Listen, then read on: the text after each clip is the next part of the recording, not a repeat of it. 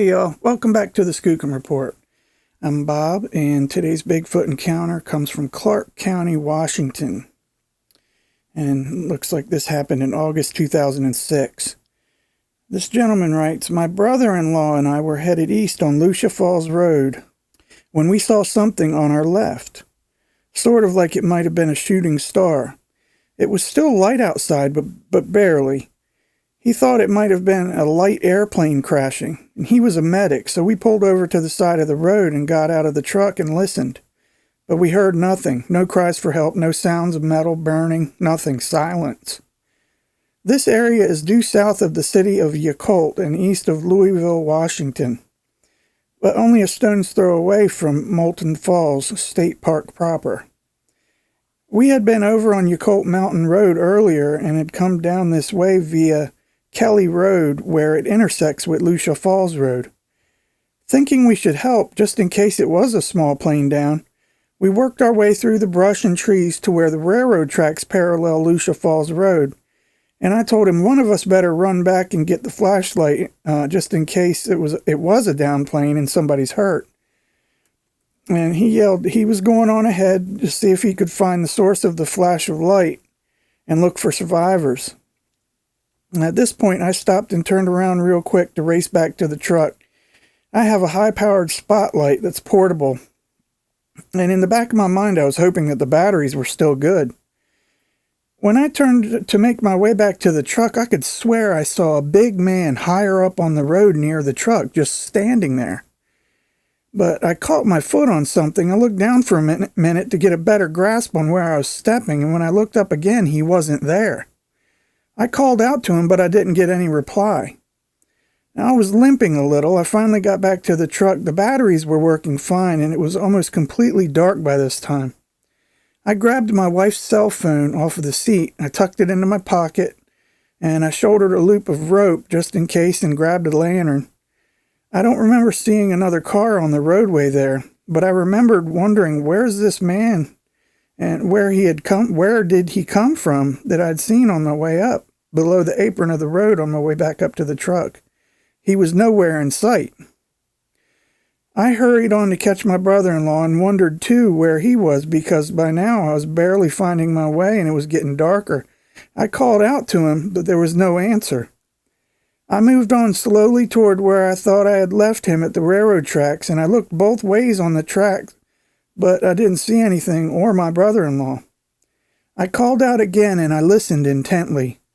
There was no sound of anything, no wind, not crickets, no anything. So I cupped my hands around my mouth and I called out my brother-in-law's name in both directions of the railroad tracks. But again I heard nothing. And I saw nothing and began to wonder if that man figure up on the road that I saw a few minutes earlier was him. But I couldn't figure out how he would have gotten there first from where I left him. I picked up a rock and I placed it in a strategic spot on the rail of the tracks to mark where I should head for the road, and began walking east on the railroad tracks, aiming my lantern to the left and to the right, looking for him. Now I'm thinking something happened to him because he wasn't answering. I started to get worried. Darkness fell quickly as I pressed on, uncertain I was going in the right direction of the flash we thought we had seen. I don't know how far I walked on those tracks, but my ankle was beginning to hurt, so I stopped to loosen up my strings on my shoe, and I called out for John again. Still no answer. And now I'm just growing really concerned. Should I go back and wait at the truck, or should I press on? I listened, but I heard nothing but the sound of my own breathing. I checked my watch, and it was already after 8 in the evening. I called out for John again, then turned to head back to the truck to phone home when I remembered I had my wife's cell phone in my pocket.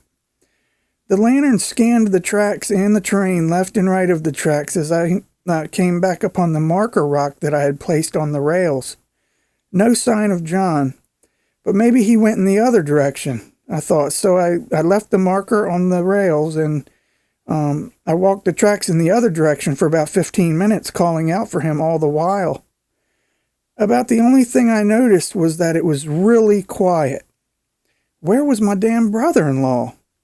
It's roughly 9 o'clock at night now and no sign of John, but I didn't want to leave him behind. I sat down and pulled out the cell phone and I dialed home. I tried to explain where I was and what had happened, but I couldn't explain where John had wandered off to, and I told the gals that I wasn't leaving here without him. Just as I was about to hang up, I heard footsteps coming and the disturbance of gravel on the railroad ties. I flashed the lantern around and down the tracks where I heard the footsteps, and I thought I saw John coming. "John!" I yelled out several times. Then I told the girls he was coming, and I hung up the phone. John looked a mess. "Where have you been, buddy?" I asked. He reached out and put his big arms around my neck and said he was glad to see me. "I didn't know you went in this direction, bud. Where have you been and what happened to you?" He just hung on to me and said, "Can we please get back to the truck now?" I asked, "Are you hurt?" "And no," John replied, "just scared crapless." "Well, what happened? You've been gone for over an hour." We started walking back towards where I had the marker on the rails. John sort of leaning on me. "Man, you're not going to believe this." "Believe what?" I asked. "What in the hell's going on with you, bud?" He said, "I saw something huge." I said, "Yeah, was it the plane crash?" He said, "I got to sit down." He said, "My heart's coming out of my chest, man. I didn't see any plane." John sat there in the dark for a few minutes with his head down between his knees, trying to collect himself. He was visibly shaken.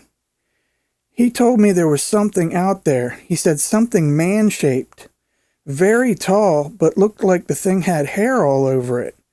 Then I lost enough light to tell much other than it stood off to the side of the road, off to the side of the tracks in a hulking manner. Me facing it and it facing me for a long time. I could hear it breathing. I swear I heard the thing breathing and I froze, man. I just froze stiff. My mind shut down and I couldn't think of what to do. I thought I was seeing things. It was something that nightmares are made out of, man. And I don't recall ever seeing anything, a man that big, ever. I never want to see anything like that again. I started to back up and run, but I couldn't see well. I kept tripping on the rails, cross ties and such, and falling down. I think I'm all skinned up, man. Let's just get home. Back home, he recounted the story to the girls. He was all cut up on the knees, skinned up like and bleeding in one bad place on the right side of his ribs, where he said he fell on something. It was maybe a railroad railing or one of the ties. My brother-in-law is a big man, tall and huge. He describes this thing he saw as huge and hairy, so I can only imagine how big it was. And then I started wondering about the dark figure I saw up on the road that I called out to when I went back to get the flashlight. My son and I went back to that area the next morning and walked 2 miles in either direction, but found nothing. No sign of any plane down, no fire, no nothing. And from John's description, we thought that maybe he had a meeting with a Sasquatch, but we weren't sure. We never did find out what that huge flash of light was. Whatever it was scared him, and he's a seasoned hunter, a son of a slew of seasoned hunters. And he don't drink, so I don't know what he saw. I didn't see or hear anything other than the figure on the road, but I believe my brother-in-law did, and he believes that it must have been a Sasquatch. Man, I guess that figure he saw up by the truck when he went back to get the flashlight was the Bigfoot, but he only saw it for a second. It scared the hell out of his brother-in-law. He said he was a big man. He didn't say how tall he was. Curious about that. If you or anybody you know has seen a Bigfoot or had a Bigfoot encounter or sighting with a Sasquatch, anything like that, and you want to have it on the show here, just write it down in an email and shoot it off to me at skookumreport@gmail.com. That's skookumreport@gmail.com. And I'll be sure to read it on the show for you guys. It's not a problem at all. I really enjoyed doing it. And don't forget to subscribe, hit that like button, and leave a comment. I enjoy talking to you guys as well. I want to say what's up to Big Mike. Also send a shout out to Brian Hompo. I hope I'm pronouncing that right. Hompo? Well, it's Brian nonetheless, and cool guy. I want to say hi to Ken Allen and Lawrence Ferrier. These guys are really good supporters of the show. Rick Cox, who I interviewed. If you go back and look at some of the other Skookum reports, Rick Cox did a great interview here on the Skookum Report. Bob Gimlin, I want to say what's up. Eloy Salinas. Gail S. Of course, Big Mike. He's the man. Tom Whitehead. I just want to thank all you guys. The Egg Gnome. I appreciate you guys. I really do. And I just want to thank you guys because you make this all worthwhile. And I'll see you guys on the next Skookum Report. God bless. Take care now. Bye.